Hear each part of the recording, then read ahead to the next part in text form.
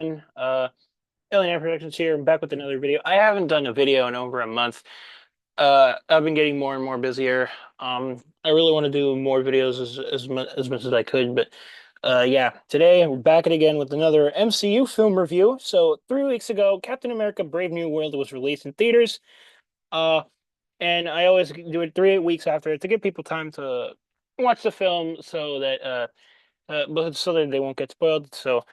Yeah, this is my review for the fourth film of the Captain America film series in the MCU. So, but this does not have Chris Evans playing Steve Rogers. This is actually Anthony Mackie playing Sam Wilson, who was previously the Falcon, but now he's Captain America, or he has been quite some time since the events of Endgame and the Disney Plus series, The Falcon and the Winter Soldier, which is this is pretty much a continuation of. So let's get into this review for the film.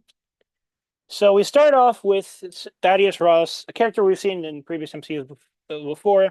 He is elected president, and he is delivering a victory speech. And he is not played by the actor he was originally played by. So his original actor passed away in 2022, and they had to do some. They had to. It took a little while to get this film out. It was supposed to come out in 2024, but then there were some delays, and then yeah, because of the actor's passing, the original actor's passing, and then they had to do some reshoots. So yeah, he is his new actor is none other than Harrison Ford, who is probably better known for appearing in Star Wars and Indiana Jones films. So I see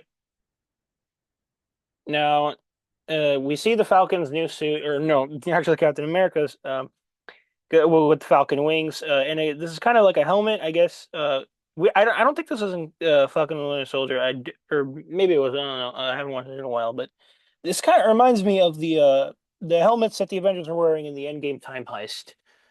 And then yeah, so he's in Mexico to find this guy called the Sidewinder, who's working for this organization called the Serpent Society. Well, that's what it is in the comics, but it's just serpents here. And the Sidewinder is played by none other than Giancarlo Esposito, who's probably better known for Breaking Bad, which is a show that he appeared in. Um, and yeah, he's quickly killed shortly after Captain America finds him. And then we cut to Baltimore, Maryland, where him and Torres, who was the who became the new Falcon at the end of the Falcon and Winter Soldier Disney Plus series in 2021, is the new Falcon. I guess Captain America's sidekick now, and or Sam's sidekick, and then we see him meet Isaiah Bradley, who is also in the Falcon and the Winter Soldier series. Um, and then they go to the White House to meet the President Ross, and so he tells them that there is a statue in the middle of the no, there's like the celestial island in the middle of the ocean in the Indian Ocean, and I don't know how they know the term celestial unless one of the Eternals probably talked about it in real life, but who knows? I mean, the Eternals were largely kept quiet from like the rest of the MCU, but I'm glad that they're not completely ignoring them, even though there are no plans for a sequel to that film. At least they're not completely ignoring their existence after their one film. So it's we do have that. This wasn't the end of the Eternals films, and now they're trying to investigate it with the U.S. is investigating with Japan, France, and India. Uh, then so he meets the Japanese Prime Minister, and then they all have the discussion about adamantium, which is the uh, Wolverine, which the source for Wolverine's claws and stuff. So it's so this is our first mention of adamantium. I mean, technically second because we had Deadpool Wolverine. Uh, so interesting that we're getting more, I guess, introduction to the mutants because the MCU, I think they wanted to have mutant references in the earlier films, but they really couldn't because they didn't know Disney didn't own Fox at the time. So yeah, we're I guess gonna get slowly introducing the mutants film by film, or at least aspects of the mutants. So and then in now during this scene, uh so like Isaiah Bradley and some other people are like get flashes on their on phones, and then all of a sudden like a fight breaks out in the White House, and President Ross is almost killed, and and then that's where picks off essentially, and then we see the leader, who is the main villain of this film. I would say, well, we kind of have a couple of villains, but he is so he became the leader. Well, he got to this form around the time of the Incredible Hulk film, which is back in what 2008 when the whole MCU started.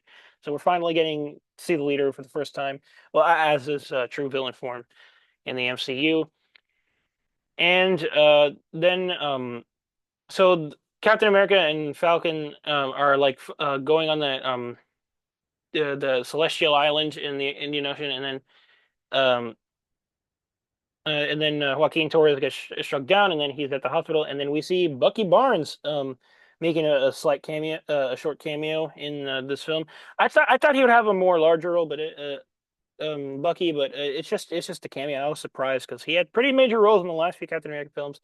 Now it's just a cameo, uh, talking with Sam.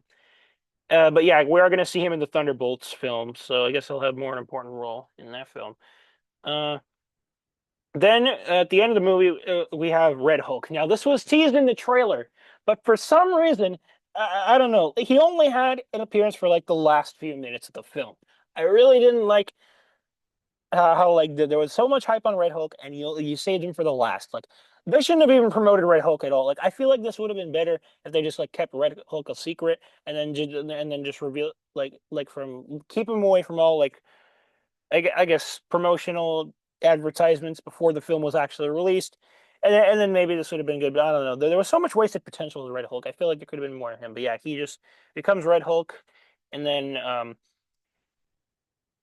he like I guess has a fight with the Captain America in DC, and then um and then he gets uh hit hit hit right over here with his wing, and then we see him arrested in or actually he's in the same containment cell. It's this floating prison in the ocean that we saw some of the Avengers were in Captain America Civil War around the end of that film. So Sam was actually in President Ross's spot here once in the previous Captain America film, and now it's Ross and Sam's old spot. Um, we see him with talking at the end of the film, and then yeah, that's pretty much it. I mean, the post credit scene is featured the leader talking with Sam about like I don't know, so it has something to do with the a lead up to the next Avengers film, pretty much.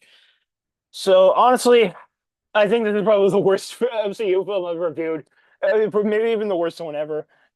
Because I mean, this is one of the worst film to Captain America films. Like, I don't know. This is probably why this review is so short because there was too many subplots. I'll just say that. Like, there was too many side villains. There should have just been one main villain.